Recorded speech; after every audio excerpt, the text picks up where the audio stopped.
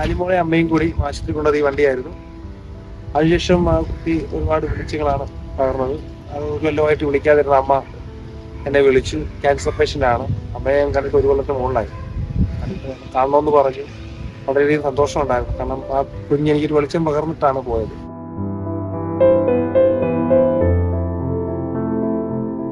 കേരളത്തിലെ ഏറ്റവും പ്രായം കുറഞ്ഞ അവയവദാതാവായ ആലൻ ഷെറിൻ എബ്രഹാമിനെ നമുക്കെല്ലാവർക്കും അറിയാം. ഫെബ്രുവരി 5-ന് കോട്ടയത്തിനടുത്ത് പള്ളത്ത് വെച്ചുണ്ടായ വാഹനാപകടത്തിലാണ് ആലിന് ഗുരുതരമായി പരിക്കേറ്റത്. അന്ന് ആലിനെ അവിടെ നിന്ന് വേഗത്തിൽ ആശുപത്രിയിൽ എത്തിച്ച വാഹനവും ആ വാഹനത്തിൽ ഓടിച്ച ജോബിനുമാണ് നമ്മോടൊപ്പം ഉള്ളത്. ജോബിന് എന്താണ് പറയാനുള്ളതെന്ന് നമുക്ക് കേൾക്കാം. ഓക്കെ ആകുമ്പോൾ എൻ്റെ പള്ളി വരണം എന്ന് ഞാൻ ഇപ്പോൾ ഫ്രണ്ട്സിനോട് പറഞ്ഞു. നിങ്ങൾ അവരോട് പറയണമെന്ന് പറഞ്ഞു. കാരണം എനിക്കൊരു ഇതായിരുന്നു, അംഗീകാരമായിരുന്നു അങ്ങനെ ഒന്ന് വരിക എന്നുള്ളത്. പക്ഷേ അതിനെക്കാട്ടിലും എന്താ പറയുക, നമ്മളെ തോപ്പിച്ച രീതിയിലായിപ്പോയി അവിടെ പോക്ക്. ദൃസാക്ഷി പറഞ്ഞത് കൊലപാതകമോ എന്നൊക്കെ ഞെട്ടിപ്പിക്കുന്ന സംസാരം ഉണ്ടായെന്ന്. പക്ഷെ ഞാൻ ഞെട്ടിപ്പിക്കുന്ന കാര്യമൊന്നും പറഞ്ഞില്ല. കുഞ്ഞിനെ എടുത്തോണ്ട് പോയത് അത് ഞെട്ടിക്കുന്ന കാര്യമല്ലല്ലോ. പിന്നെ എല്ലാത്തിനും നന്ദിയുണ്ടെന്ന് പറഞ്ഞുകൊണ്ട് കൈയൊപ്പി സംസാരിച്ചപ്പോൾ എനിക്കൊന്നും നാക്ക് പൊങ്ങുന്നില്ലായിരുന്നു. പക്ഷെ ഞാനിപ്പോ അവരോടാണ് നന്ദി പറയേണ്ടത്, അവരെന്നോടല്ല. ആ കുഞ്ഞിന് 5 പേർക്ക് ഈ ജീവിതത്തിലെ വെളിച്ചം പകർന്നുകൊണ്ടാണ് പോയതെന്ന് നമുക്കറിയാം. ഇപ്പോൾ ജോബിൻ്റെ ജീവിതത്തിൽ അത്തരത്തിലുള്ള വെളിച്ചം വന്നിരിക്കുന്നു എന്നാണ് നമുക്കറിയാൻ കഴിഞ്ഞിട്ടുള്ളത്. എന്താണ് പറയാനുള്ളത്? എൻ്റെ അമ്മയ്ക്ക് ക്യാൻസറാണ്. ഏകദേശം ഒരു കൊല്ലമായിട്ട് ചെറിയ കുടുംബ പ്രശ്നം കാരണം എനിക്ക് അമ്മയെ കാണാൻ പോകാൻ പറ്റിയിട്ടില്ല. അതിനുശേഷം ഈ കുഞ്ഞിൻ്റെ അടക്കത്തിൻ്റെ അന്ന് ഉച്ചയ്ക്ക് എൻ്റെ അമ്മ വിളിക്കുക. പക്ഷെ എനിക്ക് എടുക്കാൻ പറ്റാത്ത സാഹചര്യം തിരിച്ചു വിളിച്ചപ്പോൾ എന്നെ ചാനലിൽ കണ്ടായിരുന്നു. നീ ആ കുഞ്ഞിനെ കൊണ്ട് പോയില്ലേ?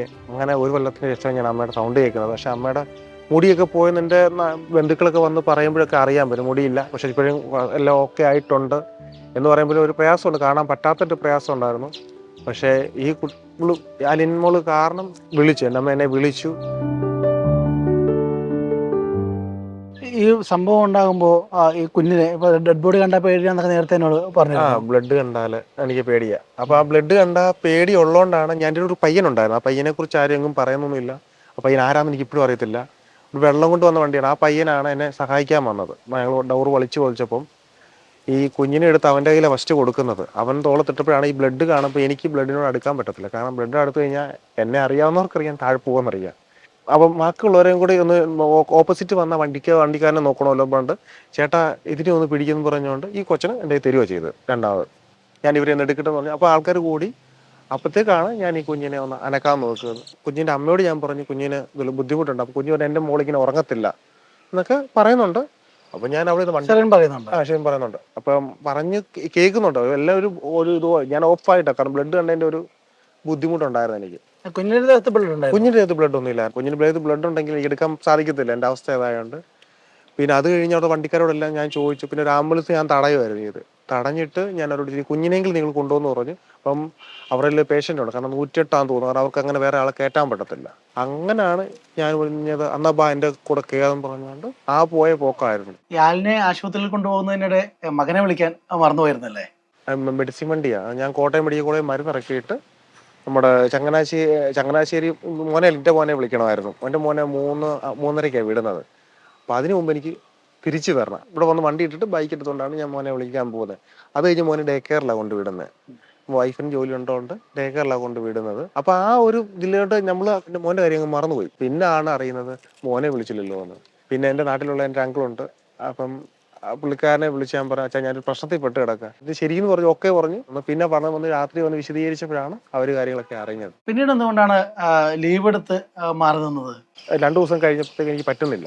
അങ്ങനെ കമ്പനി പറഞ്ഞാണ് ഞാൻ എൻ്റെ വൈഫിന് നാട്ടിൽ ലക്ഷദ്വീപാണ്.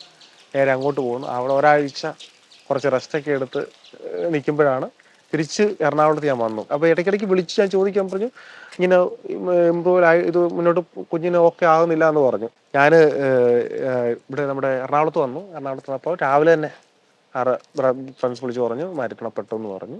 അപ്പം ഞാൻ അവരോട് ചോദിച്ചത് ചെയ്ത പ്രവൃത്തികളെല്ലാം ഫെയിലാണ്, ഇതും ഫെയിലാണോ എന്ന് ഞാൻ ചോദിച്ചപ്പോൾ പറഞ്ഞു, നല്ല ചേട്ടാ 5 പേർക്ക് ദാനം ചെയ്തു. ഞാൻ പറഞ്ഞു അതൊക്കെ എന്തിനാ അങ്ങനെയെന്നൊക്കെ ചോദിച്ചു. കുഞ്ഞല്ലേ എന്ന് ചോദിച്ചപ്പോൾ പറഞ്ഞു, ചേട്ടാ ഈ കുഞ്ഞിൻ്റെ അപ്പപ്പായുടെ ഫ്രണ്ടാണ്. അവർ പറഞ്ഞു ചേട്ടാ അപ്പോൾ ബാക്കിയുള്ളവർ അതിഥി വഴി ജീവിക്കുന്നതല്ലേ ശരിയെന്ന് പറഞ്ഞപ്പോഴത്തേക്ക് ഏകദേശം മനസ്സിലായി. അപ്പോൾ എനിക്ക് പ്രശ്നമല്ല, എനിക്ക് ഇവിടെ കണ്ണ് തുറന്ന് കണ്ടിട്ടില്ലല്ലോ, കരച്ചിൽ കേട്ടില്ല. അപ്പോൾ ഞാൻ ഇവരോട് പറഞ്ഞു, ഓക്കെ ആകുമ്പോൾ എൻ്റെ പള്ളിയിൽ വരണം എന്ന് ഞാൻ ഇവരുടെ ഫ്രണ്ട്സിനോട് പറഞ്ഞു, നിങ്ങൾ അവരോട് പറയണമെന്ന് പറഞ്ഞു. കാരണം എനിക്കൊരു ഇതായിരുന്നു, അംഗീകാരമായിരുന്നു അങ്ങനെ ഒന്ന് വരിക എന്നുള്ളത്. പക്ഷേ അതിനെക്കാട്ടിലും എന്താ പറയുക, നമ്മളെ തോപ്പിച്ച രീതിയിലായിപ്പോയി അവിടെ പോക്ക്. കാരണം ചിരിക്കുന്നതോ കരയുന്നതോ ഒന്നും കണ്ടിട്ടില്ലല്ലോ ഞാൻ. ഈ സംസ്കാര ചടങ്ങിനായിട്ട് മല്ലപ്പള്ളിയിൽ പോയിരുന്നോ? അന്ത്യദിവസം ചെന്നപ്പോഴത്തേക്ക് അവിടെ ചെന്നു കുഞ്ഞിനെ കണ്ടു. അപ്പോൾ കുഞ്ഞിനെ കണ്ട് എനിക്കൊരു ഉമ്മ കൊടുത്തിട്ട് വരണമുണ്ടായിരുന്നു. അത് അവിടുത്തെ അച്ഛനാണേലും അവരുടെ വീട്ടുകാരാണേലും അഷറിനും കുഞ്ഞിൻ്റെ അമ്മയും അപ്പനും അവർ വിളിച്ചു. ആ തെള്ളിൻ്റെ ഇടയ്ക്ക് എനിക്ക് പോയി എന്നെ കാണാനും പറ്റി. ചില ഈ സോഷ്യൽ മീഡിയയിലൊക്കെ ഒരു ഉണ്ട്, ദൃക്സാക്ഷി ഞെട്ടിപ്പിക്കുന്നത് പറഞ്ഞു എന്നൊക്കെ പറഞ്ഞു ഒരു പോസ്റ്ററുണ്ട് ഫേസ്ബുക്കിൽ തന്നെ, ഗ്രൂപ്പിൽ കണ്ടത്. പറഞ്ഞത് കൊലപാതകമോ, ദൃക്സാക്ഷി പറഞ്ഞത് കൊലപാതകമോ എന്നൊക്കെ ഞെട്ടിപ്പിക്കുന്ന സംസാരം ഉണ്ടായെന്ന്. പക്ഷെ ഞാൻ ഞെട്ടിപ്പിക്കുന്ന കാര്യമൊന്നും പറഞ്ഞില്ല. കുഞ്ഞിനെ എടുത്തോണ്ട് പോയത് അത് ഞെട്ടിക്കുന്ന കാര്യമല്ലല്ലോ. ഞാൻ അങ്ങനെ പറഞ്ഞിട്ടില്ല, അങ്ങനെ പറയാൻ എനിക്ക് സാധിക്കില്ല. വീട്ടുകാരൊക്കെ എന്നോട് നല്ല സ്നേഹവും സഹകരണമായിരുന്നു ഇതുവരെയും ചെയ്തുകൊണ്ടിരുന്നത്. ഇതുവരെയായിട്ടും ഞാൻ ഈ കുഞ്ഞിന്റെ അപ്പനോടും അമ്മയോടും ഞങ്ങൾ കണ്ണിൽ കൂടി മാത്രമേ സംസാരിച്ചിട്ടുള്ളൂ. അത് എങ്ങനെ പറയണമെന്ന് എനിക്ക് അറിയത്തില്ല. ഞങ്ങൾ അവിടെ വെച്ച് കണ്ടാലും ഞങ്ങൾ അങ്ങനെയായിരുന്നു സംസാരിച്ചത്. നേരിട്ട് വാക്കാൽ സംസാരിച്ചിട്ടില്ല. വാക്കാൽ സംസാരിക്കാനുള്ള ഒരു എന്താ പറയാ അവസരം പറ്റില്ല. നേരിട്ട് കാണും നോക്കി നിന്നിട്ട് ഞങ്ങള് സംസാരിക്കുന്ന കണ്ണുവഴിയാണെന്നാണ് എൻ്റെ അവിടെ സംസാരം അങ്ങനെ തോന്നിയത്. പിന്നെ എല്ലാത്തിനും നന്ദിയുണ്ടെന്ന് പറഞ്ഞുകൊണ്ട് കൈയൊപ്പി സംസാരിച്ചപ്പോൾ എനിക്കൊന്നും നാക്ക് പോകുന്നില്ലായിരുന്നു. തിരിച്ച് സംസാരിക്കാൻ പറ്റുന്ന നമ്മുടെ ബിലീവ്സ് വെച്ച് ഞാൻ കുഞ്ഞിനെ അമൃതയെ കൊണ്ടുവന്ന ദിവസം ഞാൻ അവിടെ പോയി കണ്ടു. അപ്പോൾ ഞാൻ പോയപ്പോൾ എന്നെ തിരിച്ചു വിളിച്ചു. അവരെന്നെ വിളിച്ചു കുഞ്ഞിൻ്റെ അമ്മയ്ക്ക് കാണണമെന്ന് പറഞ്ഞുകൊണ്ട് അങ്ങനെ തിരിച്ചു വന്നിട്ട് എന്നോട് നന്ദി പറഞ്ഞിട്ടാണ് പോയത്. പക്ഷെ ഞാനിപ്പോൾ അവരോടാണ് നന്ദി പറയേണ്ടത്, അവരെന്നോടല്ല. കാരണം അവര് പോലെയുള്ള മനുഷ്യര് അവര് എന്താ പറയാ, ഒരു ഏകദേശം ഒരു 5 മിനിറ്റ് 10 മിനിറ്റത്തെ ഒരു പരിചയമുള്ള ഞങ്ങൾ തമ്മിൽ. അപ്പോഴത്തേക്ക് ഇത്രയും ഒരു ഇതാകുമെന്ന് ഒരിക്കലും ഞാൻ വിചാരിച്ചു. അവയവങ്ങൾ നൽകിയ 5 പേർക്ക് മാത്രമല്ല, കൂടുതൽ ജീവിതങ്ങളിലേക്ക് ആലിൻ വെളിച്ചം പകരുന്ന കാഴ്ചയാണ് നമുക്കിവിടെ കാണാനാവുന്നത്.